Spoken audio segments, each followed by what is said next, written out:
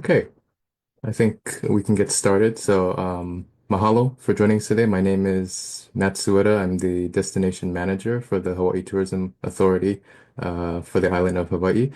And we're going to be doing a webinar today on our destination management action plan. So this is a 3-year plan for the island looking at destination management and stewardship strategies. So thank you for joining us this online webinar.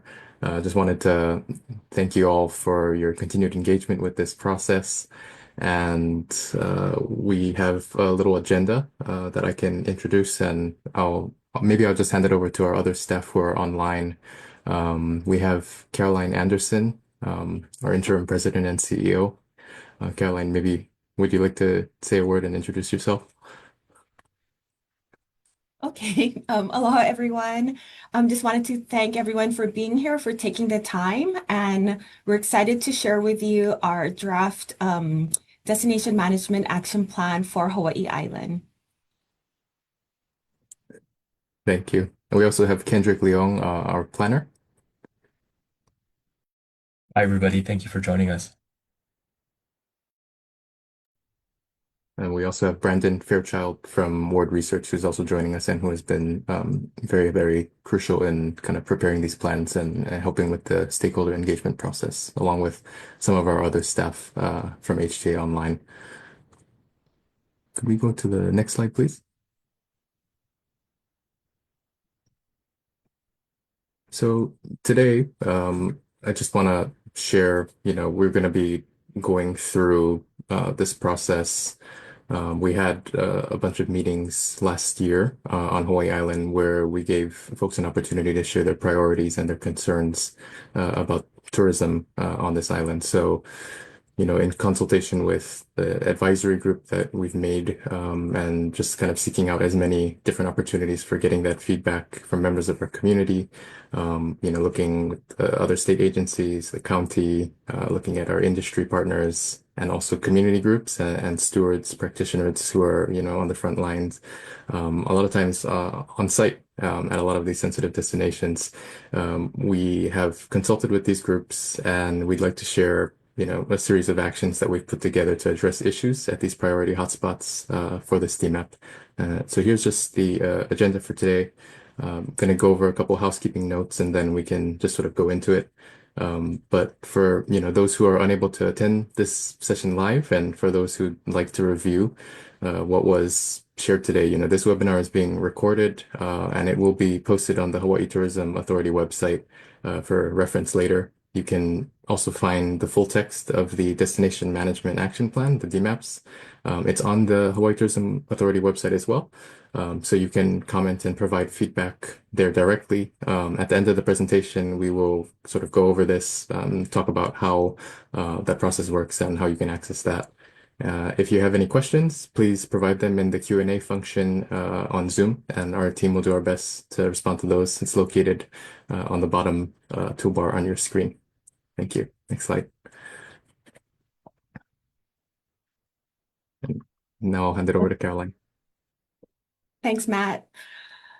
Okay, so for our destination management action plans that I think many of you may know that this is our next round of the DMAPs. And it all started back in actually 2020 when we did when we put together our first DMAPs. And it all started with our 2020 strategic plan, which called for a focus on destination management. And so with that, we began our first round of DMAPs. It was a 3-year plan. And now we are into our next round of DMAPs, looking at starting these in 2026. And so for those of you who don't know, Hawaii Tourism Authority, we are the lead agency, official state agency for tourism. And part of our mission is to strategically manage tourism for Hawaii. We believe that these DMAPs will guide part of our destination management work, which identifies tourism impacts and spurring collaborative efforts with not only government agencies, but our community and our industry to address them. Next slide, please. So what we learned in our last round of DMAPs, the first round that we did, it was very broad. We focused on a lot of issues, and the whole purpose of it was to basically rebuild, redefine, and reset tourism, to the type of tourism that that island wanted to see. And so we convened community groups as well as industry, and we also looked at addressing hotspots issues or places where, could become overcrowded, there's congestion, or there's potential for our natural and cultural resources um, to be taxed. And so looking at everything, and also, we did have a state audit on our DMAPs, and we also evaluated it ourselves. And what we found is that we really needed to hone in on and focus on our hotspots. And so that's what you'll see for this next iteration of our DMAPs. So if you go to the next slide, please. So you'll see here how we, again, continue to collaborate, reach out to industry and community to hear the concerns that they have on your island, on Hawaii Island. And with all of that input and feedback, you'll see, and then throughout this meeting, what the team has heard and how they have prioritized the hotspots on your island. And so, again, just wanted to thank the advisory group who put a lot of work into this, as well as our consultant, Ward Research and team, and our staff in putting this plan together. And wanted to thank you listening here, because I think many of you have been part of these discussions, and wanted to thank you for taking the time to be part of this. So with that, I'll turn it over to Kendrick. Thank you, Caroline. I want to thoroughly lay out how our team approached identifying priority sites for targeted action here on Hawaii Island. In selecting our hotspots, we organized the process around three core questions. Is the site under strain? How serious is that strain? And how effectively can we respond given our mandate? There are four factors that help us understand if the site is under strain. For this first category of identification criteria, we looked at access. Are roads, parking areas, trailheads, or shoreline access overwhelmed? We also looked at on-site capacity, and that refers to when people arrive, can the site handle those volumes? Are the trails and lookouts or facilities being pushed beyond what they're designed or able to support? We also looked at resident impact, and we listened closely in our in-person and virtual sessions to how often these various sites were raised in these meetings and how the participants described the strain at the site. For example, are there noise, traffic, or other impacts to surrounding neighborhoods around these spots? And then finally, in this criteria is site degradation. Are we hearing about erosion or litter or a maintenance burden that keeps escalating at the site due to people accessing? Then we asked about context. How serious or consequential is the strain at these sites? We looked at cultural sensitivity, including wahipana or storied places at these sites, and specific cultural markers like heiau. All aina here is sacred, but here we're talking about places where there are particular cultural features that heighten the impact of current usage. We also looked at environmental sensitivities.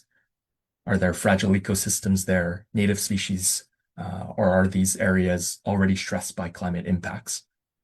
Next, are there safety risks at the site? Things like cliffs, wave surges, flooding, and traffic conflicts can create injuries at these places. We also looked at how social media or commercial marketing affect the visibility of the site. And is that promotion exacerbating the current issues there? Finally, under context, we took a look at local economic benefit and pathways for reciprocity. This means we're looking at whether or not there are tangible benefits to the surrounding community because of visitation, or are the costs outweighing benefits there? Put another way, are the current usage patterns supporting local businesses, stewards, or residents near the site? And our final criteria category was feasibility and viability of action. How effectively can HTA or our state agency and county partners, community partners respond to the kinds of strain that we're hearing about? This is where our stakeholder input was particularly important. We considered how often these sites were raised at our input sessions, how urgent participants described the strain, and whether there was a clear jurisdiction or ready and willing management partners, whether costs were realistic and aligned with HTA's statutory mandate within this 3-year DMAP lifespan. I think here jurisdiction is especially important because HTA ourselves, we do not own or manage land. So clarity with regards to kuleana over these sites and an openness to action with our landowners and managers is vital for discovering ways that we can make an impact. So with these 3 prioritization criteria together, essentially we're asking, is this site somewhere where action is both needed and actually possible? Once we identified priority hotspots, we started considering possible actions. In many cases, the ideas for actions at priority hotspots came directly from Hawaii Island residents at our input sessions, in individual outreach, or in discussions with our destination manager, Matt. We evaluated proposed actions based on 2 considerations. First, how does the proposed action align with what residents with ties to the hotspot envision for the site? Stakeholder suggestions here shaped our starting point, whether that's actions for visitor education or on-site data collection or on-site stewards. And second, with these actions, what can HTA ourselves or with our sister state and county agencies, community partners, nonprofit partners, reasonably accomplish through the 3 years of this plan? So the actions that we'd like to propose today are directly tied to place-based concerns raised by residents and are designed to reduce real described strain that we heard across many channels. So with that, I'll hand it to Matt, and he'll get us into our priority hotspots and proposed actions for Hawaii Island.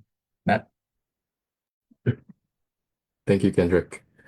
Yeah, I think that really sets the stage for going into the actions. So I will say proposed actions presented in this draft plan, they're pending final review and approval from our partner agencies and organizations. So that is an ongoing process, but we'd like to share those recommendations, those strategies and actions with you because they directly reflect the feedback and, the concerns, the priorities that we've been hearing from the members of our communities. So there are 26 sites listed in this draft plan.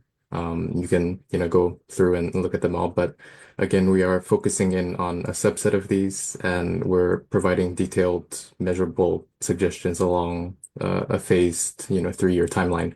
So in the text of the plan, you can see some of the proposed partners and the roles for coordination. You can look at anticipated deliverables and outcomes, and you can see the details regarding the implementation framework and timeline.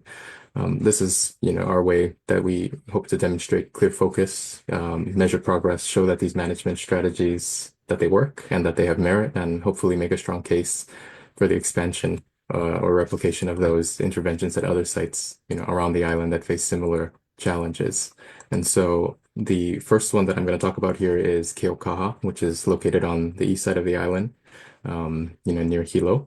And so here's a list of primary concerns and priorities that we heard in our stakeholder engagement. So I'll just kind of read them out for the sake of clarity. We have the desire for community-led shoreline stewardship, protection of nearshore ecosystems and marine habitats.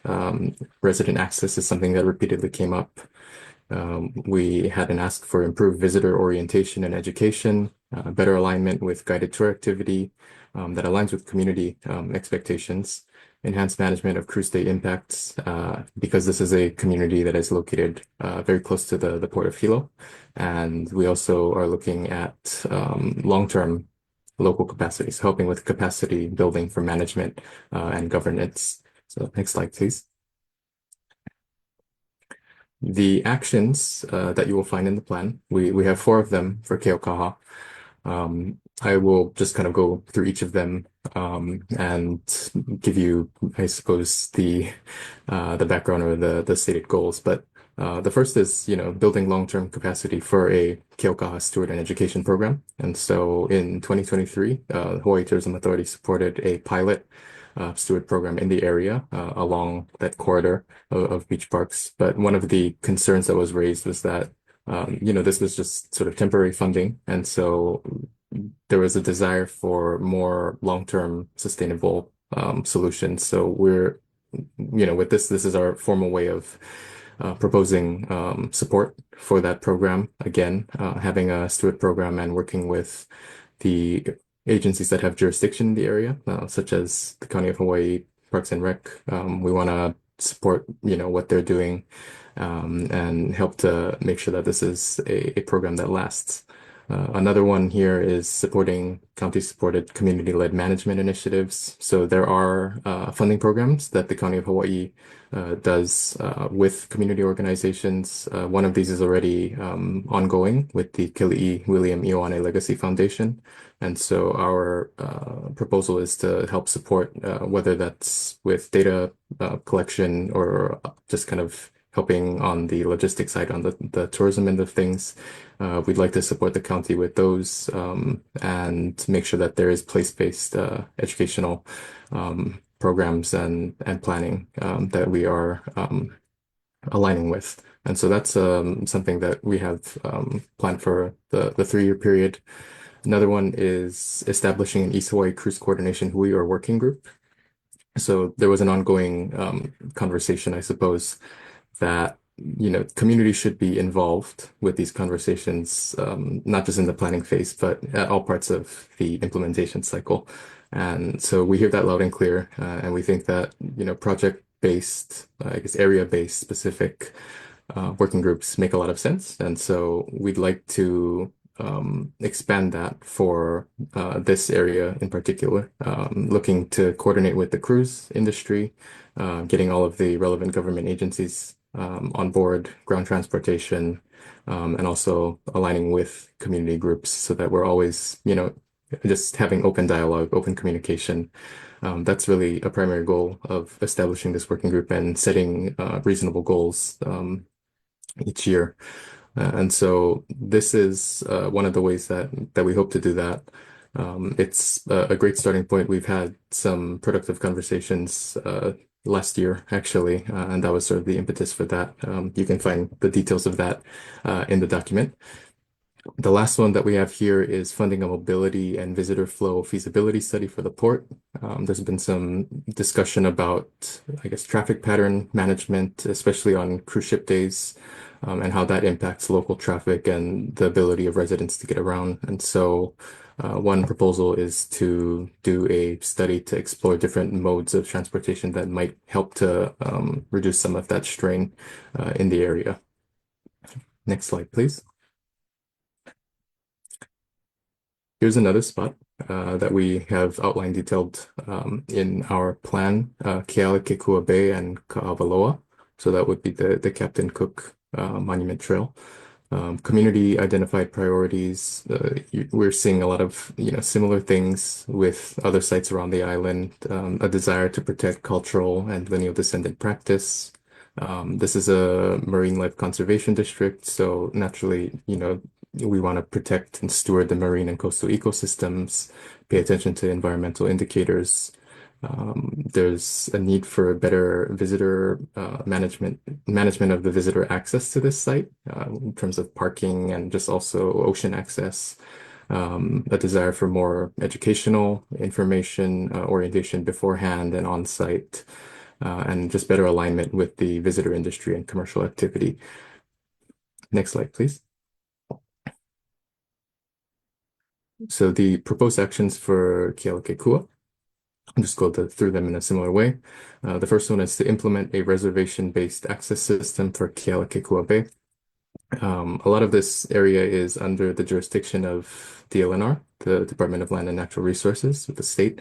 And so, you see reservation type systems that have been quite successful at other sites, especially on Oahu. You can think of Hanauma Bay. And so kind of looking at that model and seeing whether that would be, a feasible strategy here. That's a common request that we've heard as an effective management strategy. So we, support that for this action. We also are looking to implement an on-site visitor experience pathway for Kealakekua Bay. And so that, again, consists of how do we make the on-site experience better for visitors and also just make it flow well for residents as well and make sure that the educational elements are implemented across the pathway. So is transportation working? Do we have signage? Do we have some type of educational component that we can have mobile, let's say, before they arrive? Just kind of coming at it from a bunch of different angles. Another one here is disseminating the Bay's code of conduct across visitor-facing channels. And so what's unique about Kealakekua is that they've undergone, an extensive process with stakeholder engagement. They have a community action plan that was published, and they have a code of conduct there, which largely aligns, I think, to the island of Hawaii's larger island-wide code of conduct, known as the Pono Pledge. And so they have their code of conduct in place. We'd like to support that and make sure that we are getting the message out in line with the broader sort of island-wide and statewide messaging. The last one here is establishing and implementing a proactive rest state communications and visitor industry support process. So it has been raised multiple times, but not just on Hawaii Island, but around the state that, there's a desire for giving some of these spaces rest. So rest days, kapu days, different terms are used, but, it makes sense maybe for there to be rest days when there's coral spawning, for instance. And so some sites have piloted, seasonal rest days, or they've talked about doing things on a weekly or monthly basis. This is something that, we're still in discussion with the community with about what that would look like with DLNR. But we do want to be proactive and offer our support in terms of communication and coordination, especially if it means that will be, closures. So we want to kind of get ahead of that and offer support to the visitor industry as well, to kind of brainstorm, how we can make that work. Next slide, please. This is another site that is in our plan, Kalai, South Point. So this is another Vahipana, the very southernmost point of the island. This area is under the jurisdiction of the Department of Hawaiian Homelands. So we're in conversation about how we can, work together to find some solutions. But I just wanted to read off some of the identified community concerns. The chief one being the preservation of cultural landscapes and ancestral sites. Really trying to reduce some of the ecological and cultural damage or damage to those sites and resources, managing vehicle access and just kind of setting clearer expectations, improving safety and sanitation measures. So Department of Hawaiian Homelands has an excellent plan that has been published with an extensive stakeholder engagement process. We'd like to offer our support to help them move forward with that. And if that, I think the first step is just sort of re-engaging people who were involved in those conversations and seeing where we can take incremental first steps. So that is our proposed action for this site. Next slide, please. I'd like to kind of shift from the hotspots a little bit and talk about, you'll find in the latter half of the plan, there is a short section called Site of Opportunity, HILO.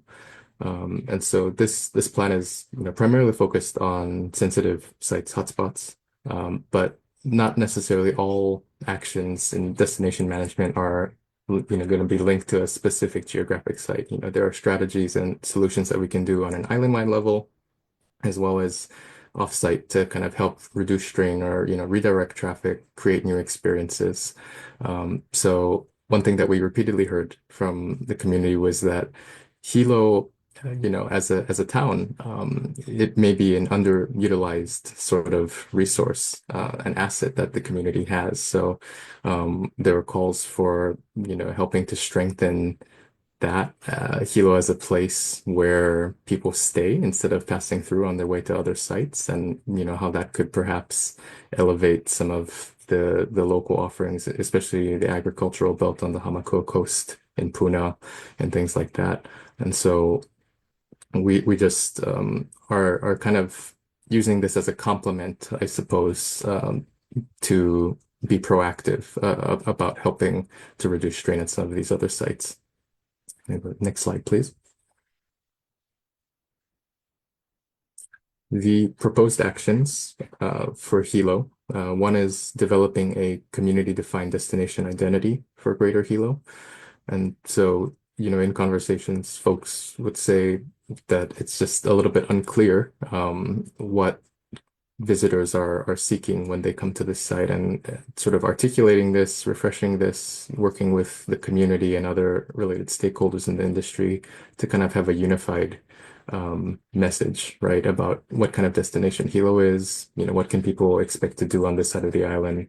There are folks who are already doing that work, but we're trying to kind of have a unified front, and so that's the thinking behind that action. Another one is updating and digitizing the historic downtown Hilo walking tour. That's a great asset. It's very exciting. We hope to just help bring greater visibility to that, make it mobile friendly. Those are just suggestions that we heard from the community, and so we've tried to operationalize that through these two actions. Next slide, please.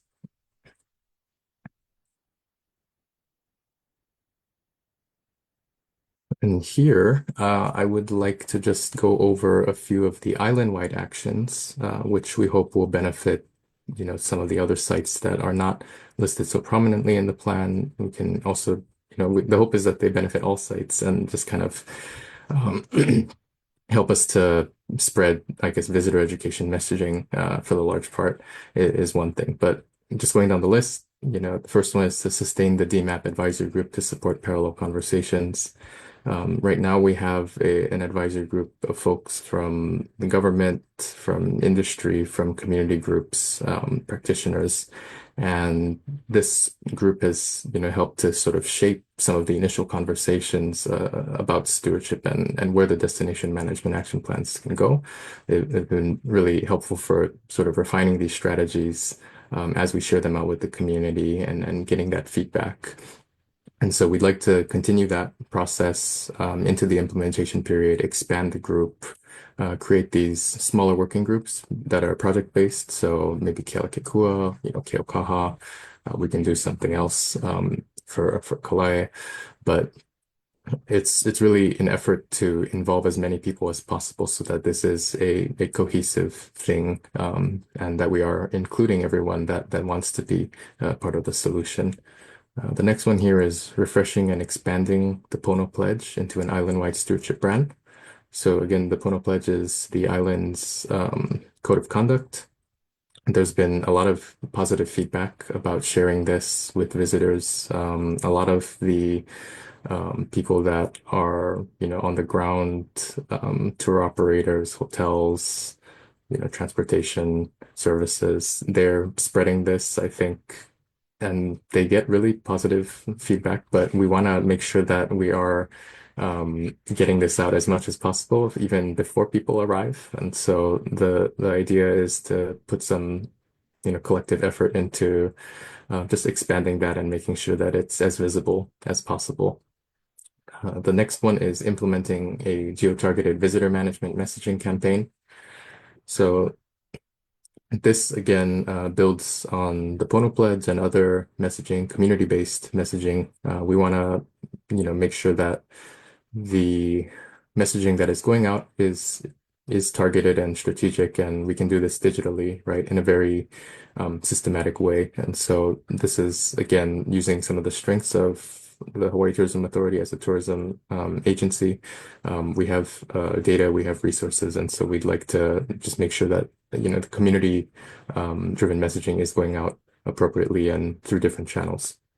Another one is expanding access to practitioner-led cultural competence training for visitor industry partners. So, there's been some success on the statewide level, also on the island-wide level, um, giving more visibility to place-based stewards and also just cultural practitioners. A lot of folks do this within the industry, at the hotels, the airlines. But we heard repeatedly, again, that we should be supporting this type of training for the industry, to help them offer, the quality type of experiences that they hope to deliver, and also just giving more visibility and that sort of cultural appropriateness. Um, Supporting the practitioners and making sure that the industry is aligned properly. So that's that action. And the last one that we have here is establishing a regular resident communication and engagement cycle. So again, we just want to make sure that we are repeatedly going out into the community, providing opportunities to discuss, to have that dialogue throughout the implementation period. Whether that means, holding online sessions like this or going out into the community, taking advantage of existing town hall meetings and such, and making sure we have that geographic spread so that folks are able to participate regardless of where they live. Next slide, please.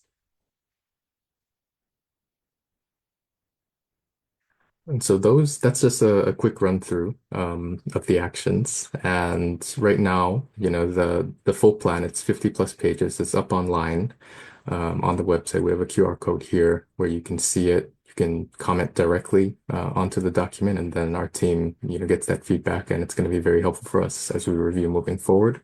So this public review period, it is open now. It's open until March 2nd, 11:59 p.m. So you got to get your papers in before the deadline. And we look forward to hearing from you. It's been really, really special to connect with the community and hear directly, about these priorities. So we hope that we're trying to get this right, and make sure that as much of that feedback has been incorporated as possible. Finalization timeline after this review period, we're going to have a third draft prepared, aiming for mid-March, after getting all of the feedback that we're receiving now. The HTA board will review as well, and we're hoping to publish this by the end of April. So thank you. And I may maybe hand this over to Kendrick. Now we're thinking, do we have time to kind of show them? Yeah, let's walk through the process for providing feedback. I think the most valuable gift anyone can give is honest, constructive feedback. So at this point in our drafting timeline, as Matt said, we're trying to align with um, our funding later this year and the legislative calendar. So hoping to solicit your comments and suggestions until this deadline and finalize everything within April. So let me switch my screen and walk through how you can provide your feedback on this draft Hawaii Island DMAP.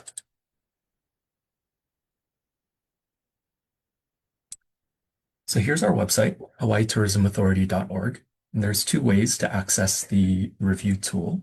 The first is here on our front page. And if you go down here to draft 2026 Destination Management Action Plans, you can read a bit about the background. And as Matt said, we are finalizing some of the agreements and actions for collaboration with our partners in state and county agencies. So we're hoping as these finalize and crystallize, we can provide more information about the specific action steps for the proposed actions that Matt ran through. There's a brief information instructions on how to provide input for this virtual plan review. You can navigate to the individual plans here in the table of contents. Let me go down to Hawaii Island. And if I jump to the Hawaii Island DMAP, it'll take me to some front matter for this Hawaii Island public working draft. And once we actually get in it and we scroll down to some content that I want to comment on, just click anywhere in the page.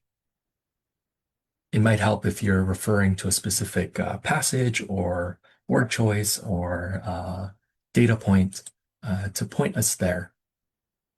And if I click on this, you'll be asked for your name and email. Both are optional, so you can provide an alias or leave it blank if you want to remain anonymous.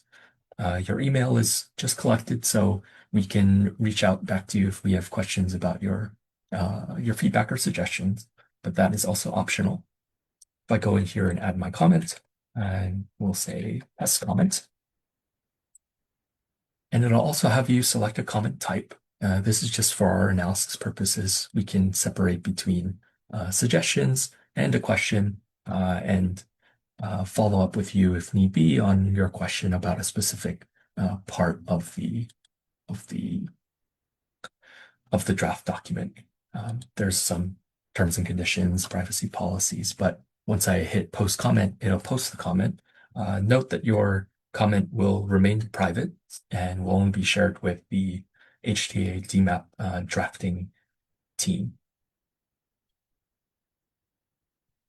So yeah, feel free to scroll through this Hawaii Island draft DMAP, where you'll find much more detail on the priority hotspots and proposed actions that Matt went over. I think it also provides more information about the other sites that were considered and against our grading rubric. We're trying to convey how we came to the priority hotspots that were shared today. With that, I'll stop sharing and maybe hand it back to Matt to close this out.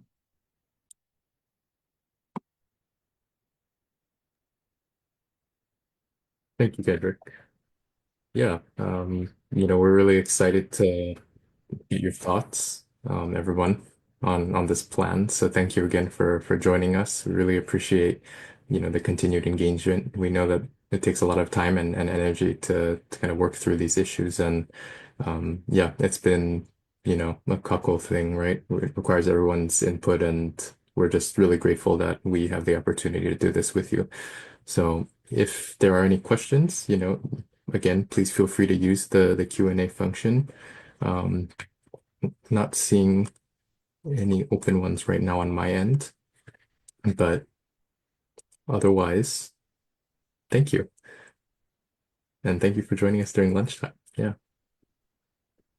Thank you, everybody. Have a great day. Thanks, Have a great day. everybody.